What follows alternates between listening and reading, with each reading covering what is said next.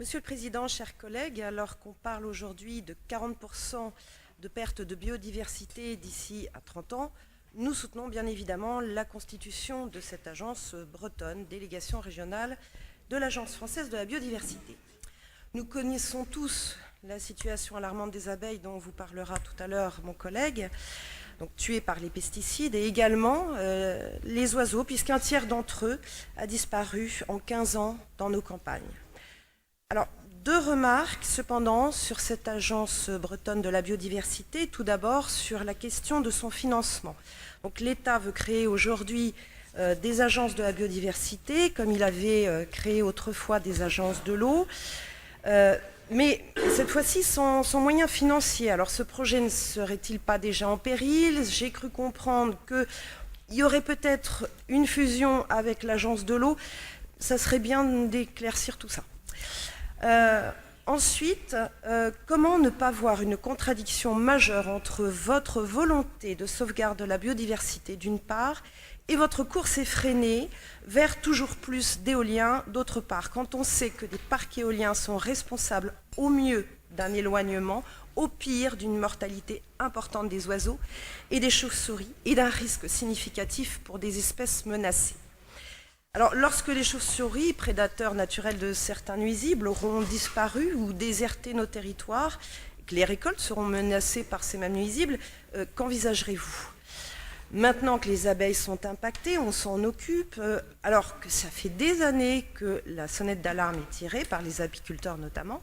Demain, quand les éoliennes auront détruit des espèces d'oiseaux, pour certaines protégées, notamment les rapaces, tant diurnes que nocturnes, vous décréterez un état d'urgence? Vous songerez à élaborer un plan de sauvetage? Alors, par ailleurs, Emmanuel Macron a réaffirmé hier son souhait que les projets de parcs éoliens en mer se poursuivent.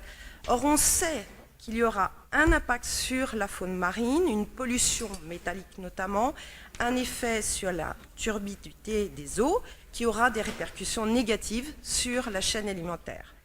Les pêcheurs sont également inquiets pour leur zone de pêche.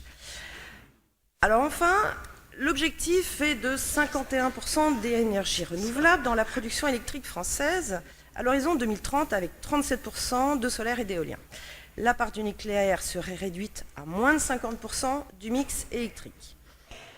Alors que fait-on des centrales nucléaires existantes, sachant que nous maîtrisons le savoir-faire pour les moderniser et les maintenir? Leur fermeture, long processus, n'est pas souhaitable et à terme c'est davantage de pollution et par conséquent un équilibre naturel, une biodiversité mise en situation de danger. En outre, je rappelle que pour chaque éolienne, 1000 tonnes de béton et d'acier sont coulées dans le sol sans qu'aucune obligation de les ôter en fin d'exploitation n'ait cours. Ça n'a rien d'écologique. Il ne faudrait donc pas que cette agence bretonne de la biodiversité vous serve de vitrine, d'alibi pour endormir la population. Et c'est tout le paradoxe de ce qu'on appelle la transition énergétique, qui nous vend une implantation toujours plus importante d'éoliennes pour le plus grand bonheur des lobbies et des consortiums, au nom de la défense de la planète, mais avec des solutions polluantes et dangereuses pour la santé humaine et animale. Sans compter bien sûr la dégradation visuelle d'espaces naturels. Alors bien souvent, lorsque ces arguments sont évoqués, les défenseurs de l'éolien sont quand même dans un embarras qui les laisse muets. J'ai encore pu le vérifier vendredi dernier lors de la conférence bretonne de la transition énergétique. En conclusion, vous ne pouvez donc pas être des défenseurs de l'éolien et vous poser en protecteur de la biodiversité, c'est absolument incompatible.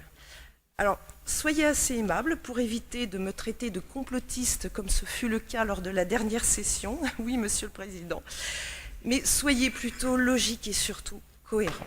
Merci.